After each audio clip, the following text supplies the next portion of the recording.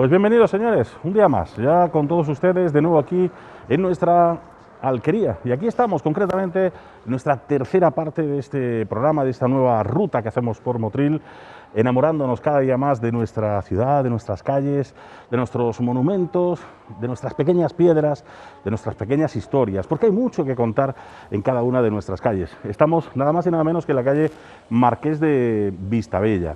Ya dábamos una pincelada en el programa anterior de cómo se llamaba esta calle, lógicamente una calle que ya también albergaba algunas de las casas principales que hoy vamos a ir a recordar y vamos a afrontar de una manera pues más tranquila. No en balde, aquí vemos todavía algún pequeño vestigio de casas con algo de más de solera, e incluso la casa de la Inquisición, que la teníamos llamada de la Inquisición, aunque en Motril no había Inquisición como tal, pero sí había aquí la Casa de la Inquisición, que vamos a recordar con la inestimable, como siempre, visita de nuestro historiador y cronista oficial de Motril, don Manuel Domínguez, que está con nosotros. Don Manuel, calle Marqués de Vistabella. Esto es una calle de solera, de tronillo, sí, sí. De aposento burgués, sobre todo también en Motril. Evidentemente de situación de grandes familias motrileñas que viven en esta calle, y además en esta calle, aunque han desaparecido, pero existieron grandes casas, existieron grandes edificaciones, que podemos ver todavía algunas en la foto de principios del siglo XIX, incluso las fotos de los años 60, se conservan todavía varias casas de esta época. Decía yo que durante siglos esta calle se llamó Jurado Medina. Jurado Medina. Calle del Jurado Medina, porque aquí vivió, pues seguramente, y muchas de las calles reciben el nombre de quien vive en ella y que tiene cierta relevancia, pues vivió Alonso de Medina, jurado de Motril, por lo que se ve, y el nombre popular, pues Jurado Medina. Y junto a la calle de Medina, o calle del Jurado Medina, se mantuvo este nombre hasta que a finales del siglo XIX el alcalde Jiménez Ruiz de Morales decide cambiar el nombre de la calle en agradecimiento por la labor humanitaria y tal que había hecho Martínez de Roda. La fortuna era muy grande, pero podía haber hecho más, pero bueno, hizo que el hombre le pareció, hizo algunas becas para estudiantes motrileños y algunas, digamos, cosas de beneficencia al hospital, etcétera, ¿no? Y en homenaje sí que fue un hombre importante, sí que casi toda su vida la celebró en Madrid, su palacio de Madrid era el centro de actividades festivas, culturales y tal, hizo una gran vida fuera de España, en Estados Unidos, fue todo un personaje y un representante de Motril en el Congreso y en el Senado. Y además era senador por Granada y por Tarragona. Por Tarragona, a veces también por Tarragona, por el tema de los cuneros, que era muy típico de aquella época, ¿no? Es decir, colocaban, pues Partido Liberal, el Partido Conservador, era del Partido Liberal, pues colocaban a sus hombres en sitios que sabían que podían ganar. El Marquesado de Vistabella es un título nobiliario español creado por el Real Despacho el 9 de septiembre de 1895 por el rey Alfonso XIII a favor del motrileño José Martínez de Roda, entonces senador del reino. Martínez de Roda nacía en Motril el 30 de octubre del año 1855 y fallecía un 18 de diciembre del año 1899. Fue en su carrera política senador del reino de Alfonso XIII y maestrante de Ronda. Se casó con la viuda guatemalteca doña Francisca Aparicio y Mérida, quien fue esposa del presidente de Guatemala, Justo Rufino Barrios, convirtiéndose así en primera dama de Guatemala durante su mandato. La acaudalada viuda de Aparicio se trasladaba a España tras la muerte de su marido, y fue el ministro liberal Antonio Cánovas del Castillo el que hizo de enlace con la nobleza española. En 1892, Francisca, que ya tenía 34 años, celebraba sus segundas nupcias en Nueva York con José Martínez de Roda, quien representaba a Granada en la Cámara de los Diputados. El motrileño se convierte así en una figura pujante en la política nacional al ganar buen prestigio por su rico casamiento. Martínez de Roda es criado en su juventud en el palacio donde nació, en la actual Plaza Cruz Verde. Finalmente la mansión es heredada de su padre, José Martínez Mantecón. Sus estudios en Madrid y su posicionamiento político le hacen alternar con lo mejor de la burguesía nacional, viniendo a Motril esporádicamente algunas veces a veranear, incluso en Calahonda, donde disfruta de su yate. Martínez de Roda, con el tiempo, consigue desde la distancia para Motril algunas becas para estudiantes más desfavorecidos y también para la beneficencia, cual el Ayuntamiento de Motril, a través de su alcalde, gran amigo del marqués, considera darle en privilegio el nombre de esta afamada calle de su ciudad. Cuando se casa con Francisca, era senador. Más tarde, sería en el año 1895 cuando es nombrado finalmente marqués de Vistabella.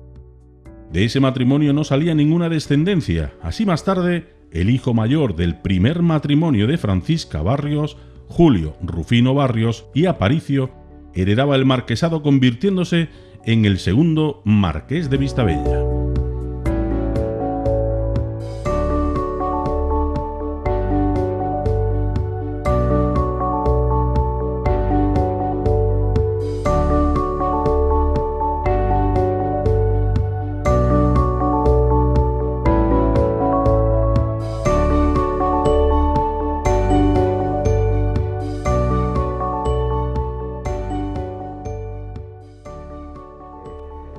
Esta calle se cambia el nombre, Plácido Jiménez Ruiz de Morales, alcalde de Motril, decide pues colocarle una placa y cambiarle el nombre, ese nombre tradicional de Jurado Medina a Marqués de Vistabella. Y como decíamos, pues una calle que tiene grandes casas, sobre todo la más llamativa, aunque se ha conservado alguna como la que tenemos a la espalda,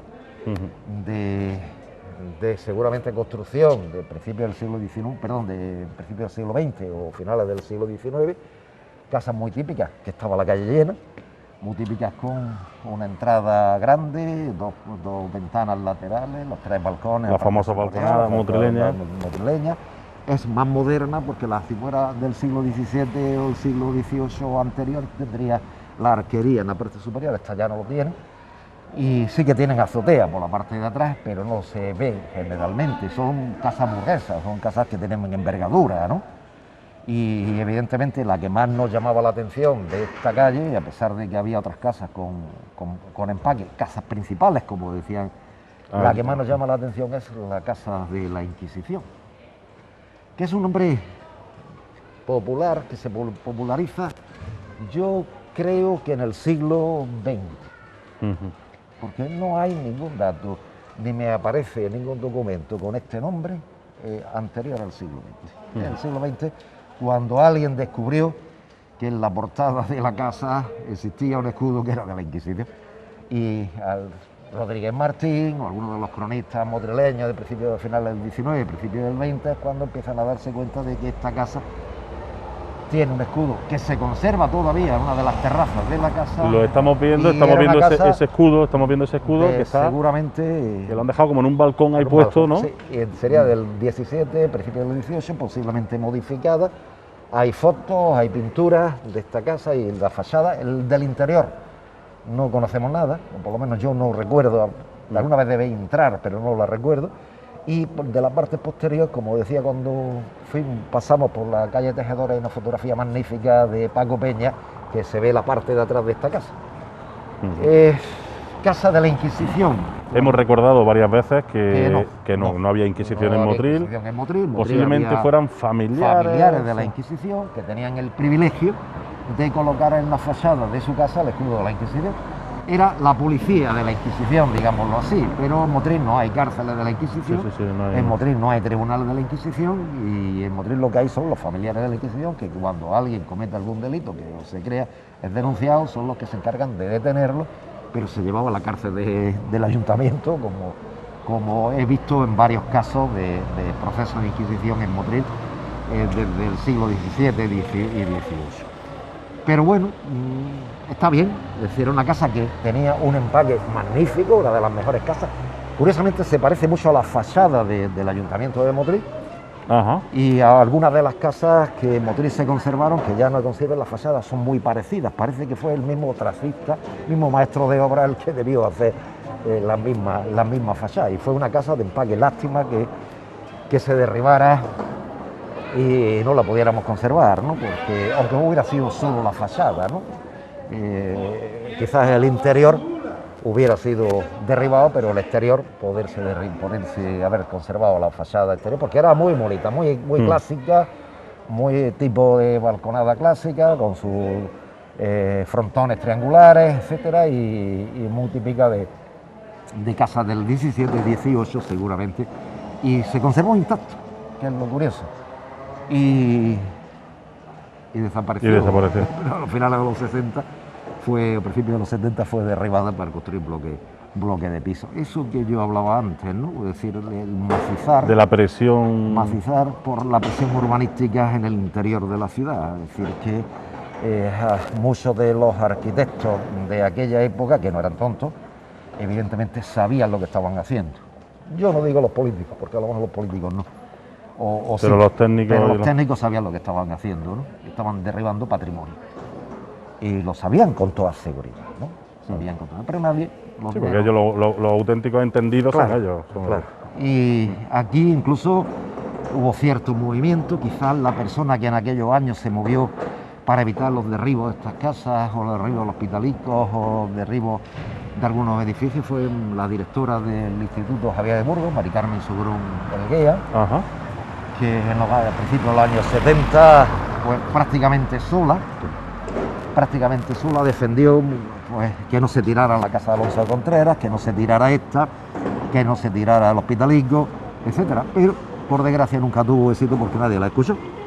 O sea, porque la escucharon, hicieron caso omiso de lo que Mari Carmen Sobrón intentaba salvar de lo poco que quedaba del patrimonio de Motril, pero nadie la escuchó. El caso es que cuando no queremos, no queremos. Esa presión urbanística sobre el centro de Motril pues fue tremendo y eso ha dado lugar pues a que desaparezca casas muy importantes. Yo recuerdo cuando hice el catálogo de casas que había que conservar en Motril, catalogué sobre 90 casas. Hoy no se conserva casi ninguna. Aquí había una de las casas más antiguas de Motril. Aquí había una casa que, como también se perdió el reportaje fotográfico que hice, pues había una de las casas que yo catalogué como una de las más antiguas de Motril. Tenía un solo balcón, tenía una sola planta y un solo balcón, pero el aspecto de la casa era antiquísimo. Y bueno, pues hoy tampoco existe, ¿no? Y yo la catalogué como una de las casas más antiguas, posiblemente, que se habían mantenido en la historia de Motril, y estoy hablando a principios del año 80. Sí. Pues yo recuerdo que hiciste un reportaje fotográfico, precisamente, sí, ¿no? De todas aquellas casas que todavía se mantenían. No se conserva prácticamente nada. Que también estaba en el ayuntamiento, lógicamente, se cedió al ayuntamiento. Y otra entonces, de las casas que se conservan también del siglo XX, también, o principio de final del XIX, del XX, es la casa de los madrileños, del almacén de los madrileños. Hoy es de José Luis Escudero. Exactamente. Pero antiguamente era una casa porque tenía mucha prestancia y la parte de abajo estuvo desde finales de principios del siglo XX ocupada por el almacén de los madrileños. Yo he visto publicidad del almacén de los madrileños porque tenían otra tienda, creo que en Ronda o en Antequera, de Motril, de esta casa, de esta tienda a principios del siglo XX. Se ve la fotografía de la casa. Sí. Se ha mantenido. Es decir, esta casa sabemos que del siglo XX es muy curiosa porque tiene un alero muy saliente en la parte superior, le da ese aspecto tan bonito con los pies derechos de vigas y le da ese aspecto tan bonito que tiene la casa y el enmarque que hace en la parte superior del último tercio de los balcones de yesería de los balcones, da el aspecto muy bonito, muy bonito a la fachada de la casa. Está muy bien conservada. Aunque sea imitación a lo que era, sí, pero bueno. Pero está muy bien conservada, es decir, que la casa está muy bien conservada. Es verdad que debió variar fachada, no debería haber mármol en la puerta, seguramente en su época. Y aquí estuvo pues el famoso almacenes de los motrileños, que estaban casi enfrente de los almacenes de la familia Sabio, de la familia Moreno Sabio y de la familia Víctor Sáez. Fijaros la gran tradición comercial que tiene este centro de Motril. Si empezamos a citar tiendas famosas del centro de Motril, de la primera mitad del siglo XX, Baena, Yanguas, Terrón, el Telar, los Camacho, los madrileños, los Vázquez, los Víctor Sáez, los Larios. Es decir, que podemos estar citando Moreno Sabio, podemos estar citando tiendas que formaron parte de ese comercio, tan buen comercio, tan pujante de aquella época, que tuvo Motril en aquellos años, ¿no? Y Carrasco. La plaza Carrasco, la Purísima, y la Carrasco, Cará. Es decir, es que de un pujante comercio en Motril que prácticamente hoy se ha convertido en más de cadenas que de otra cosa. Pues, Manolo, hacemos un pequeño paréntesis porque es verdad que hemos denunciado muchísimas veces cuántas casas han desaparecido aquí en nuestro municipio, cuántas casas van desapareciendo, pero también habría que romper una lanza en favor de todas aquellas personas que están manteniendo casas como por ejemplo esta y que lo hacen a pulso, es decir, no reciben ningún tipo de ayuda, de subvenciones, etcétera, y que, hombre, son casas costosas al final, su mantenimiento, los tejados, etcétera, y bueno, que al final pues hacen todo lo posible por mantener precisamente todo este tipo de casa antigua, de casa bueno, que todavía siguen vistiendo de alguna forma nuestro Motril. Y que José Luis Escudero ha mantenido la casa. Es un ejemplo, ¿no? Hay algunos más, pero que es un ejemplo de cómo se puede mantener un edificio, y aunque se le dé uso comercial a lo bajo, la parte superior se ha mantenido tal cual, es decir, incluso se ha restaurado la casa, es decir, que la ha mejorado, ¿no? Y aquí es un ejemplo de cómo se puede hacer, mantener casa y darle su uso comercial si se quiere, ¿no? Y aquí tenemos uno de los pocos ejemplos que quedan en Motril, ¿no? Digo privados, públicos sí que se ha hecho algo más, ¿no? Privados menos. Pues rompemos, como decimos, una lanza en favor de todas esas personas que de alguna manera siguen apostando por mantener ese pequeño patrimonio que todavía le queda a Motril. Y seguimos avanzando, ¿no? Por Marqués de Vistabella, que también tuvo aquí donde la casa de Víctor, es decir, Víctor Sáez fue también antiguamente otro edificio de gran valor arquitectónico, las fotos se han conservado. Aquí hubo una de las farmacias más famosas de Motril, que sigue todavía, fue la farmacia de Salanavas, ¿no? En esta calle, que fue una de las farmacias más famosas del Motril del siglo XX, ¿no? Y joyería de Sebastián, que también fue uno de los comercios tradicionales en este sitio. Le puedo decir que la calle siempre fue una calle comercial, siempre fue una calle que ponía pues en comunicación la zona de la Plaza Cruz Verde con la zona de Plaza de Javier de Burgos, y porque durante mucho tiempo la zona del Postiguillo, que ya la vimos, la zona de la Plaza de Javier de Burgos fue la zona más comercial de Motril. Con mucho, ¿eh? Es decir, yo no me explico. A veces cuando veo los documentos no me explico, como en tan poco espacio había tantas tiendas. Sí, a veces es complicado, ¿no? Porque casi todos los bajos eran muchas tiendas. Y bueno, aquí estaba la casa de los Esteban Rabasa, que era otra de las casas que hoy tampoco existe, se ha restaurado. Esta ya casi en la esquina de la entrada de la plaza. Aquí estuvo la casa de Gaspar Esteban Rabasa, la banca Rabasa, y fue otra de las grandes edificaciones que también del siglo XIX se mantuvieron en las cercanías de la calle Marqués de Vistabella, pero ya saliendo a la también otra casa principal, plaza del Paseillo, ¿no? O Plaza Javier de Burgos. Y aquí estuvo también la redacción de uno de los periódicos más antiguos y más famosos de Motril, que era el periódico La Revista, que publicaba Gaspar Esteban Rabasa, y que estuvo publicándola pues desde 1883, creo que fue. La primera, pues unos años, de esos finales del siglo XIX, publicaba esa revista literaria y tal, que sacaba, ese periódico literario que sacaba Gaspar Esteban Rabasa. Y se hacía aquí, ¿no? Se creaba. Sí, la redacción estaba. La redacción aquí. Era Plaza Javier de Burgos 1, o en algún otro sitio ponía también Jurado Medina 1, Marqués de Vistabella. Muy bonita la casa de los Rabasa. Las Rabasa, que fueron uno de los grandes comerciantes y banqueros de las familias burguesas establecidas en Motril desde el siglo XIX, que tuvieron un gran poderío económico en la ciudad, ¿no? Es decir, ya hablaremos algunos de ellos más cuando veamos Plaza de las Palmeras y tal. Y esta casa, pues bueno, se derribó también, aunque se mantuvo cierto aspecto del modelo de la casa anterior, pero...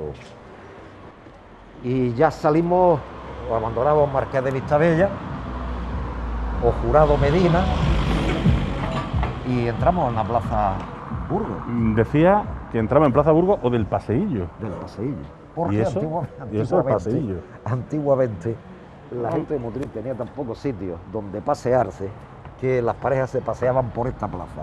Así que nos podemos imaginar. Desde la distancia, ¿eh?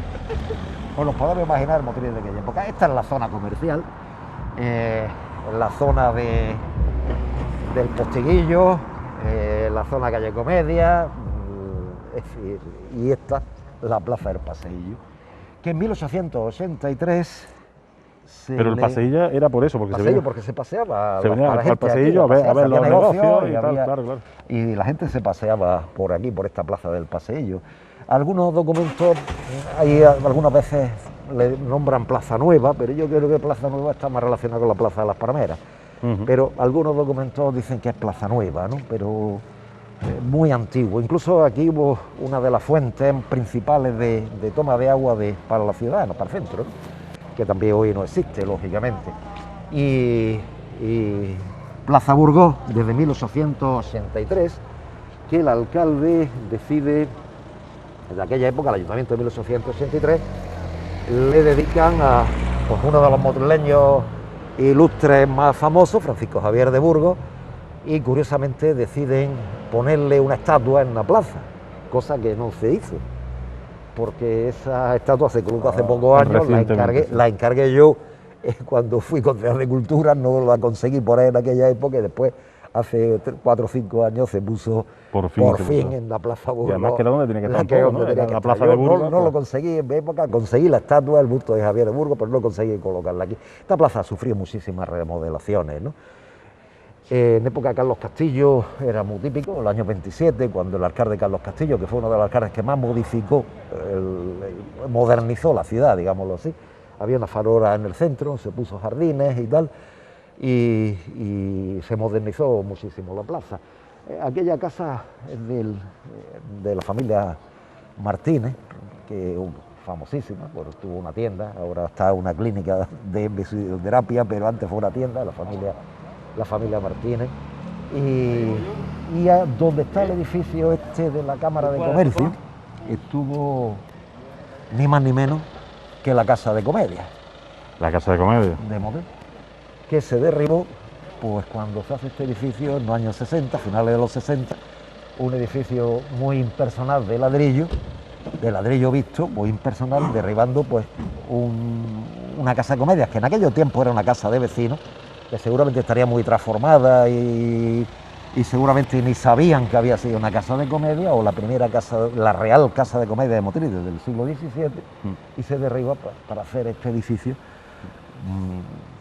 una antigua casa de vecinos, que curiosamente había sido la real casa de comedia, una de las mejores casas de comedia de toda España. Así que es muy curioso, ¿no?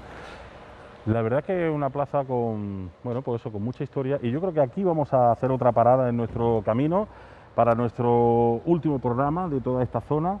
Volver a retomar aquí, hablar, como no, también de esta casa tan rehabilitada, actualmente y de Pangall. De Pangall.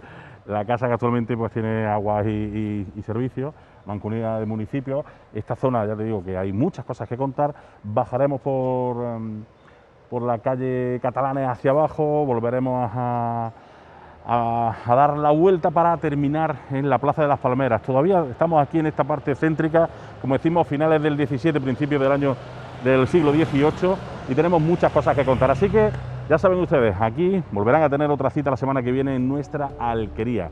Gracias por estar con nosotros y hasta la semana que viene. Sigan disfrutando de Motril, sigan paseando por las calles, intenten mirar las casas, las piedrecitas, las placas, las estatuas. Todo tiene su significado. Descúbranlo con nosotros, pero luego hagan sus deberes saliendo a nuestras calles y disfrutándolas. Gracias por estar con nosotros. Hasta la semana que viene. Adiós.